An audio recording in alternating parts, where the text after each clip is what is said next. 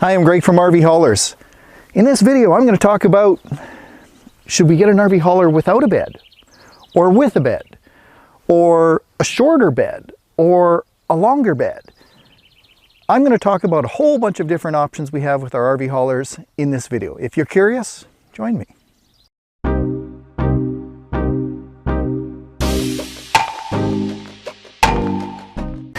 There is no rule that says we have to finish or put a bed or a deck on the back of an RV hauler. We can leave it like you see Smokey here. We can also plan ahead. And I'm going to talk to you in this video about where we can place axles, what skirted beds look like and non-skirted beds look like, how we can save a few dollars, how we can shorten our rigs overall. And I'm going to start with option number one, which is no bed. So option one, no bed. We can single the RV hauler, put a single rear axle in here. We can tuck this axle up even further towards the sleeper if you want. But what we've done for Lisa and Mike in this particular case is we've taken a phased approach. So we have prepared this RV hauler with a single rear axle, a fifth wheel hitch, an air ride cushioning hitch. We have sandblasted this frame and painted it with a high quality epoxy paint, just so that it looks nice and sharp. You can see we enclosed the deck a little bit. We put some used decking up there. We acid etched it first so it all looks nice, even color. We did not put a bumper pull on here, but we could at this time. But we've kept this rig nice and short. But what we've also done is we have a future plan. The intention is to build a bed later, like you see in behind. There's Maverick. That one is ready to head to Atlanta very shortly. That is a smart car bed, the white one. And if we think ahead, if we plan ahead, we can take a phased approach where we don't have to build our bed day one. What I counsel a lot of my customers to do is if they're first getting into these rigs and they haven't traveled extensively perhaps, purchase the RV hauler, get towing your large fifth wheel, and get, whether it's a couple months under your belt or a few months or even a year, and really figure out what we need for storage, what we want to take with us for a grocery getter, or if you look way in the back, even a Jeep, thinking further ahead. So really get an understanding of what your lifestyle and your needs are going to be before we go investing in a bed. It's 2022 right now, and steel prices are crazy expensive. And investing, welding, cutting, putting steel on there is an expensive proposition right now. And if we can make sure that whatever we invest in is going to meet our mission profile, I think it's a good idea. So Lisa and Mike have decided that, hey, this rig is mobile. We're going to take it for a little while, figure out what we want, set some funds aside, and then invest in a bed that exactly meets our mission profile. Let me show you what a finished bed could look like and some of those options. All right, now we're taking a look at what is a bed you've probably seen in a lot of my videos. In the past is a fully skirted, so we've got steel sides, we've got lots of storage underneath. We've also included a drum box or a big storage box behind the sleeper. You'll see this has been outfitted with an optional mini split air conditioner that doesn't, the nice thing about that is you don't have to idle the engine while you're parked. You can still get air conditioning with a small generator unit, or even run it off of an APU, or even off of batteries for a short period of time. But anyways, zeroing in on this bed has been designed for a smart car. And you'll see we've also done some custom decals on the sides. That's going to meet or match the Lux, the brand new Lux that Sue and Joe in Georgia are going to be towing behind this unit. So we've color matched those decals, and we've also taken a few of the graphics off of the Lux and kind of match them up on the rig so that it ties together. It looks like a complete unit. But on that side, you know, we've got a really great finished look, right? It's all skirted, all paint matched. However, there's a cost associated with even that paint and that paint match side. So option 2 is, yes, we can take a look at putting a bed on the back. Sue and Joe have decided that's what they want. They've done their due diligence and research. But I'm going to show you another option, which is to go without skirted sides. YouTube meet shadow, shadow meet YouTube, folks. Well, it's a black truck. It is pretty sharp looking, obviously designed for a smart car. And you'll see that what we've done, I'll show you in a moment, is we've actually tucked that smart car up closer behind the sleeper. And to do that, to shorten us even more, we have removed the vertical fairings, and I'll get you up and close and show you that in a moment. But what we've also done is to be cost conscious. We haven't skirted the sides of this bed. You'll see that we've got toolboxes, a little bit more of a utility look to it.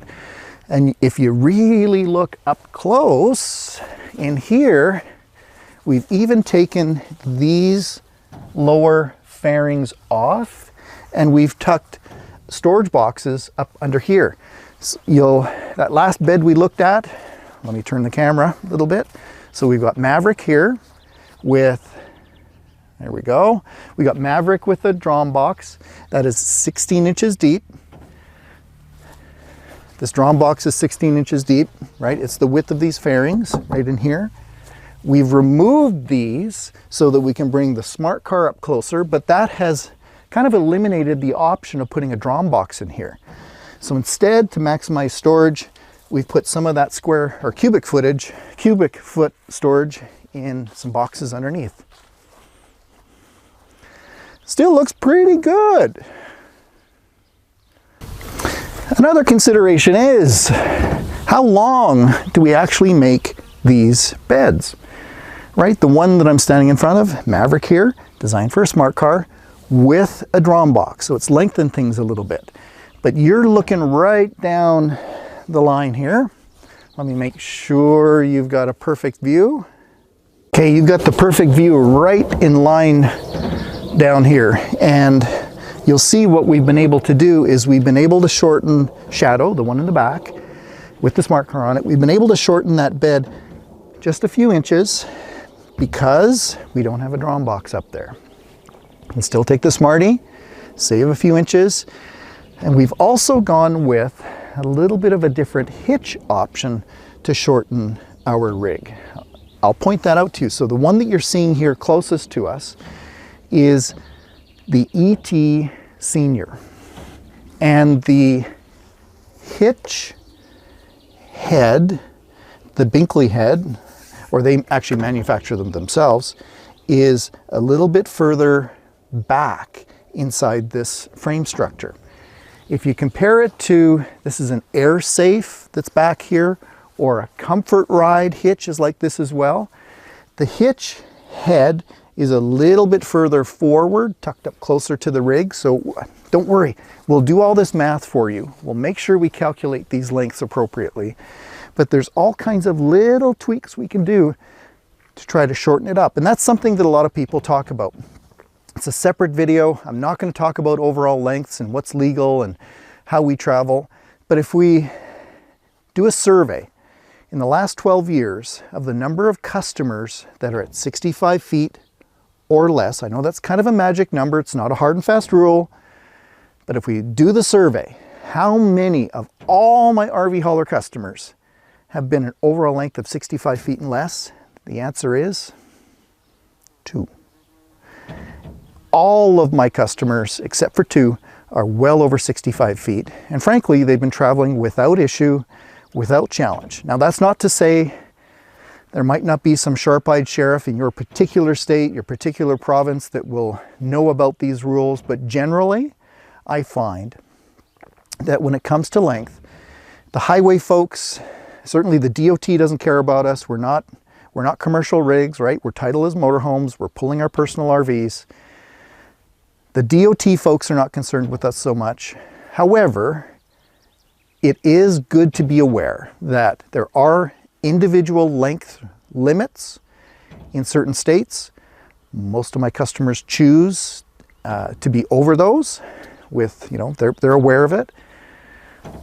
For instance, if I have Maverick here attached to a 42-foot fifth wheel, I'm in the range of 70, 71 feet long. Well, if we look at Smokey, the one right behind us, here's Smokey again, no bed. I've tucked things up a little bit. We would have the option of moving that axle forward even more, but you can see that I've been able to reduce the length by a good 3 feet. But again, I'm still not at 65. I'm in the 68, 69 foot range, pulling a 42-foot fifth wheel. So if you work the numbers backwards, if you want to be at 65 feet and have any kind of a truck with a sleeper, you have to be able to have no bed or a short bed. This is a model 670 sleeper, so it's 11 inches shorter as well. And you got to tow a trailer in the range of 38 feet. If you're considering full timing, 38 feet might be a little bit too much elbow, or too little elbow room for your liking. All right, back onto length and getting really long and taking the toys we want to. Let's talk about that Jeep bed back there. All right, this RV hauler is named Mud Dog, and this is heading to Karen and Daryl. And obviously they've chosen to go with a longer bed design. I've put a almost 14-foot Jeep up there so you can visualize what that bed looks like. And we still have the room from the back of the Jeep to the hitch to make sure that we can turn our trailer appropriately. And you also notice that it's a single rear axle. You do not need tandem axles in order to take a Jeep.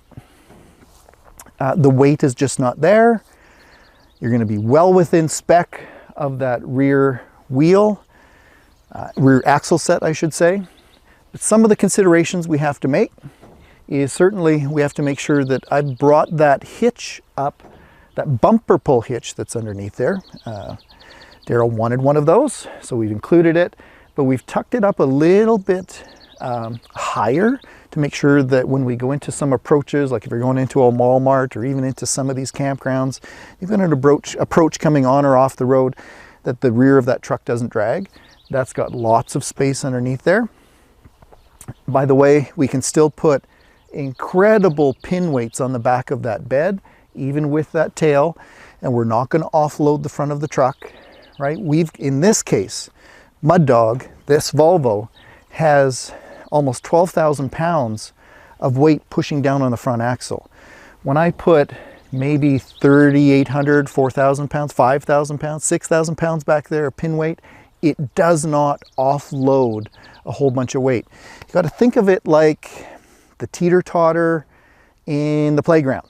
Remember when you'd have a teeter-totter and you put the pivot point here, and if this is the big kid and this is the little kid, right? This is the big kid. This is the engine. This is the little kid. Can the little kid lift the big kid? No, it can't, right? You'd have to have the pivot point here, and that's not what we have. Oh, I hope that made sense. I know it did. I did that really quick, but we've done the math, we've measured weights, we can put that length of bed on there very safely and within engineered specs. And if you look, we've also gone with a non-skirted bed. Now this is a build that's partway in the works. Let me take you around the other side to show you a full length view. So Mud Dog is a model 730, so this is the little bit shorter sleeper. You know it's a 730 because it's got just a single window in the bottom. Still a very luxurious truck. What's unique about this truck is some 730s don't have lower skirting. This has exposed steps, as you can see, nice chrome steps. You can see part of the exhaust and emission system, SCR, and muffler system, DPF in here. We've got exposed tanks. So what we're doing with this one is we're going to put toolboxes up underneath that bed. We're going to put some nice fenders, make sure we have mud flaps within 4 inches of the ground to make sure we don't have debris heading back, road debris heading back towards your beautiful fifth wheel. So we'll be placing huge toolbox systems right in here. They're going to be a little over 48 inches wide, 2 feet deep, 2 feet tall. But it would look a little bit foreign to put skirting paint match to the truck underneath here. So Daryl and Karen have said, no, I want to go for a little bit more of the sporty look. We're going to put toolboxes front and back, fenders, and what's nice is we're keeping our costs under control too. We're not putting lots of steel on that skirted side.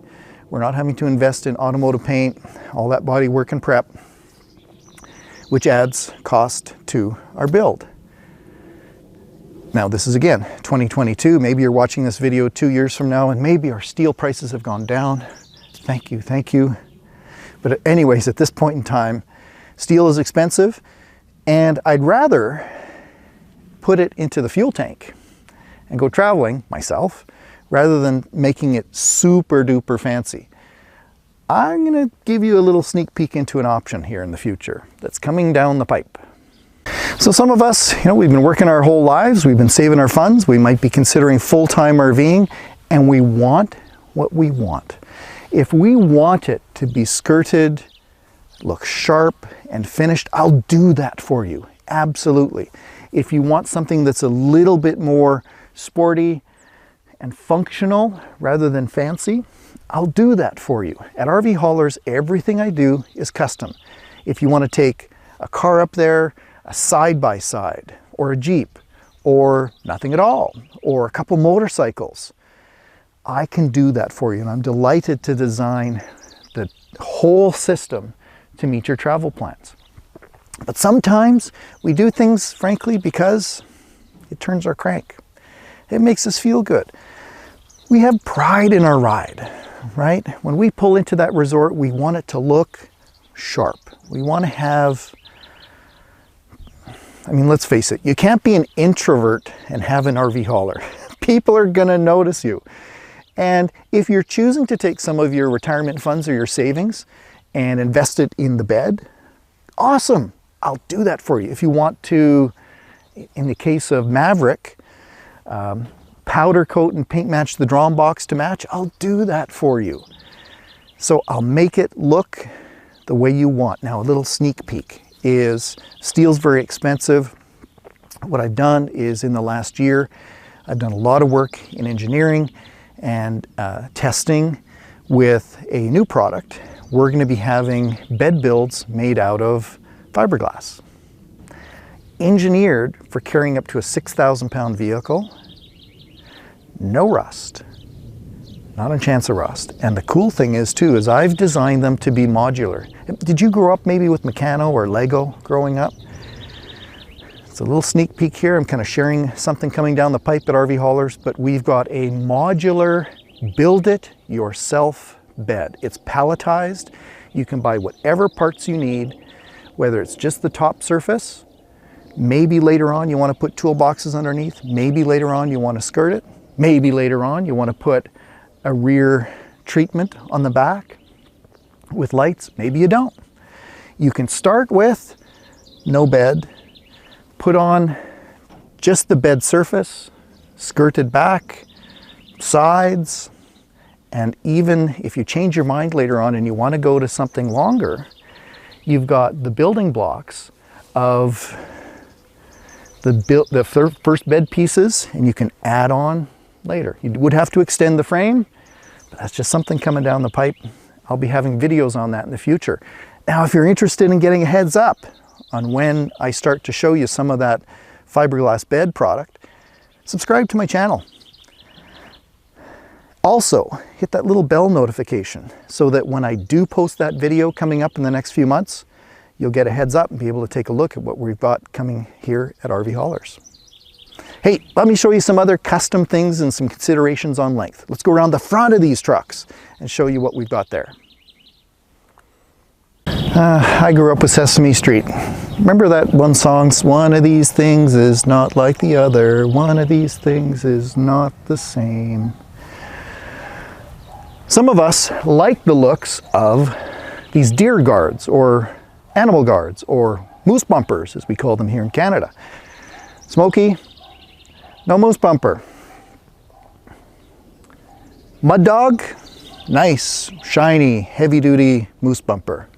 Shadow, a little bit different, right? Soda Blast and coated in bed liner moose guard. Maverick, something you may not have seen yet. Soda blasted and powder coated, very well, high quality, lots of layers, powder coated to match the truck. So some people don't like the looks of the moose guard or the deer guard, and that's fine. One of the advantages is it's shorter. I'll show you that in a second. It saves us about 10 inches in overall length. But there's an advantage to these deer guards, and that is they are a very inexpensive insurance policy. If you are considering driving, maybe early morning, late evening, when the animals tend to be moving a little bit more, if you have an animal strike on the front of one of these trucks, it's a very expensive issue. It tends to be greater than $10,000 even with a deer, causing damage to the grill, that fiberglass hood, the lights, and of course you're not traveling for a long while until you get that fixed. So it is an inexpensive overall insurance policy for keeping you on the road. Some of these moose bumpers have been on these trucks since new, and they've hit multiple animals and they still look great. They've saved the truck. They've paid for themselves many times over. However, it's not to everyone's liking. There's other designs that are smaller, shorter, a little bit less in your face. And I've got videos on that. Go take a look for moose bumper or deer guards. I've got a comparison video on those. I'll maybe put a link to that down below as well. But if you search on my YouTube channel, I've got over 460, 470 videos, I think it is now. There's lots of information there for you to find. Now let me talk about the length. I'm going to show you a different view. Hey, I've got you looking right down the front of these RVHaulers. And Smokey, who's in the lead, has no deer guard, no moose bumper. And you can see that those deer guards or moose bumpers, they add approximately 10 inches to the length of the vehicle overall. Even if we put one of the lighter deer guards down here, the ones that only come up part way, they're more tubular, kind of look like pipes. They still extend out at a minimum 8 inches. So the insurance is nice. The looks are something that people like or dislike. But also it has a negative in which it does add to the overall length. But let's face it, if we are 70 feet or 72 or 74 or 68, we're still over most of the state and province length rules. So, does it make a difference? If I'm 2 inches over or 2 feet over, I'm still over.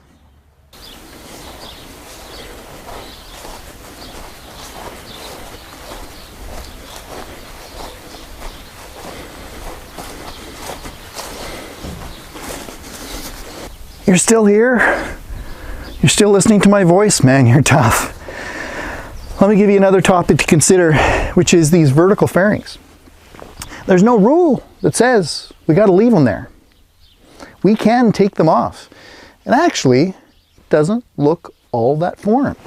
Now here we have Maverick with these vertical fairings installed, and we've got a drawn box that fits exactly inside that space. It's a few inches away from the back of the sleeper because the sleeper does move separately, right? It's on airbags and shocks and bushings. It does move separately from the bed surface, but we've used this space with these fairings for the storage of the drawn box, right? We make those 7 feet tall, 6 feet wide, 16 inches deep. They are made out of steel. They've got a lot of shelves in there. They're not adjustable because they do have to be fixed to provide the rigidity we need in that tall box and the strength. But for full-timers, we need storage, right? Storage is key. We're taking all of our worldly belongings with us, or even if we're traveling for extended periods, it's nice to be able to take what we want to take. We want to enjoy our lifestyle, our travel plans, rather than compromising on what we take with us. We have customers that want to take their inflatable kayaks, their golf clubs, spare propane. We can make accommodations for propane storage in here, safe, proper. Fishing gear, ladders, all kinds of stuff fits in those storage boxes. However, sometimes we may want to keep the overall length a little bit shorter. Maybe you don't quite need all that storage. And maybe you've got an option where you want to take, in my case, I designed this RV hauler to also allow me to put 2 ATVs or quads lengthwise on this bed. And I'm able to bring the quads right up nice and close to the back of the sleeper because I have to think about my width as well. 2 quads are a little over 8, just over 8 feet wide. And when I have these fairings coming out here with some of the brackets and things inside, I can't fit 2 quads side by side in there. I'm giving you lots of options, but these are the kinds of minutiae or little details that I get involved with my customers. I'm not building anything cookie cutter. I don't build one kind of bed, and I don't force you to adhere to what I build. I'll build it for you. So I took, as an experiment, I took these vertical fairings off. I experimented with a different camera system, by the way, so that's one I don't normally use. It's just temporarily installed there to try. But I took the fairings off, and I'm able to scoot this smart car even closer to the back of the cab. I could make maybe a narrower drum box in here. It's a lot of space. And by taking off the vertical fairings, it gives us that option. I'm going to give you the other side view and show you a comparison. Right, if you look all the way through to Mud Dog, you see how wide that fairing is? And with it removed, I can bring things up close to the sleeper. Just an idea. There you go. Doesn't look all that bad. There's another view, by the way, of that storage box that I put in here. Actually, that storage box comes all the way up to this place. Oh, I got something else I can show you. Let's go look down here. How about this step option that I've designed? I created this a little while ago. Maybe you've got a bad knee or a bad hip, and you're looking at having to lift that first leg up this high, and subsequent, the next step is up quite a ways as well, before you get up to the floor height of the truck. What I've done is I've created 2 interim steps. You can see that here on Smokey. Or Shadow, sorry. Too many S names. So what I've done is I've created an add-on step system, and what it does is it's added a step midway and it's added another step lower. So now this bottom step, it's even with the bottom of the fuel tanks. So it's no lower, it's not going to catch. It's even pretty well with the fairings as well. So it's not something you're going to get caught on, you know, a pile of dirt or something like that. But it brings the bottom step about 8 inches off the ground. Then it's about 7 to the step that's in the middle. Another 7, almost 8 inches to this one, and another 8 inches. So it almost makes these steps the same height as the steps in your home. Steps in your home are about 8 inches. And what's nice is with the great big steel handles that are on either side of the doors in here, you can take smaller steps. 1, 2,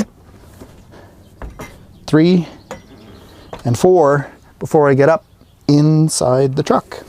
A little bit better for those of us that might have bad hips or knees.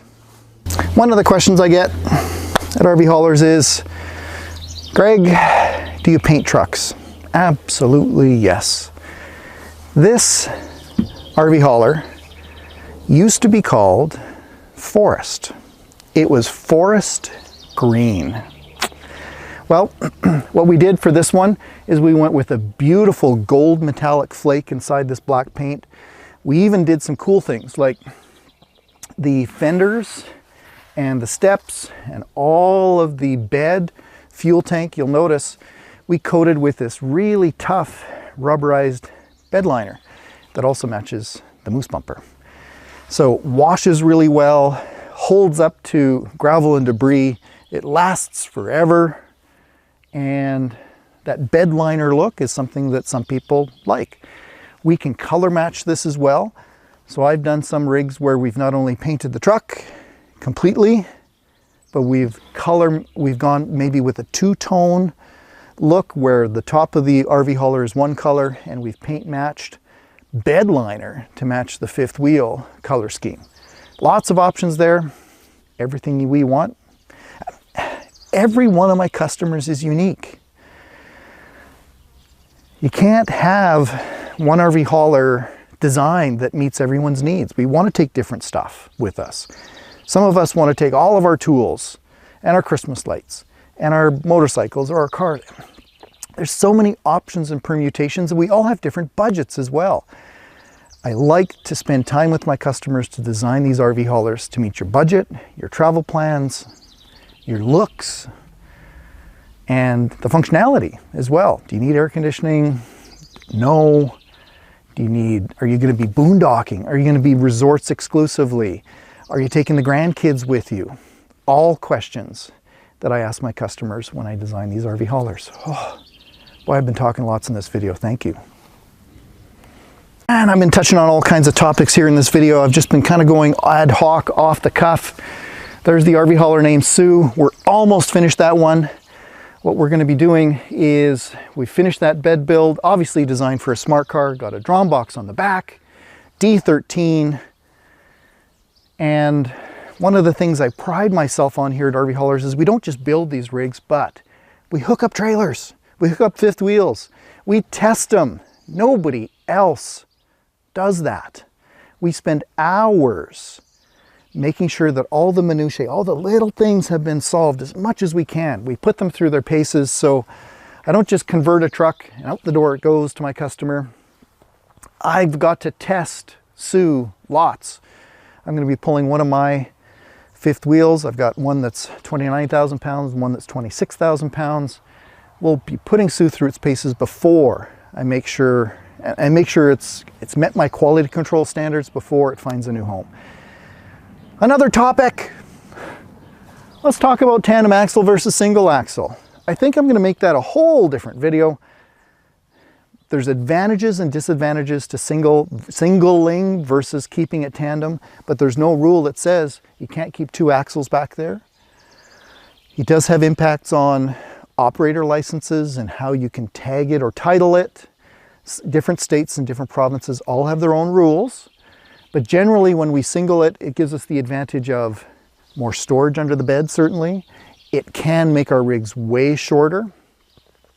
It looks a little bit more like a motorhome or an RV. It's obviously not commercial, which has some advantages. Most states, most provinces also have rules about, sometimes where I live here in Alberta, I've got a specific example, whereas if that RV hauler had two rear axles, I have to get a class 3 or more of a commercial operator license. When it's got a single rear axle, I can title it as a motorhome from my dealership. For all my customers, before it leaves my yard, when I sell it to you, it's already a motorhome title. That's an advantage of a single rear axle as well. Better fuel economy, less rubber hitting the road, and believe it or not, it has better traction. I'll talk about that separately. If you're curious, you can always contact me. But truthfully, I prove it in my yard all the time. Single rear axle has better traction in grassy, wet, muddy kinds of conditions, or things where the road is maybe, or the campground or whatever is a little bit undulating, has a little bit inconsistencies in that road. Single rear axle has an advantage. Many times it's cheaper insurance when it's a motorhome versus a commercial truck by far. Better operator license options in most locations, better fuel economy, more storage. I think it looks a little bit more like a motorhome. Some people like the traditional look of a tandem rear axle. I can do that. I can build a bed for you on that tandem rear axle. That's Ruby. That's heading to some folks in South Dakota in the next little while. We'll be customizing that one as well. Hey, I appreciate you watching my video. I'm Greg from RV Haulers. I know I blasted you with so much information. Thank you for watching. I'm going to bring up some other videos here on the screen in a moment. And I appreciate your patience. Thank you.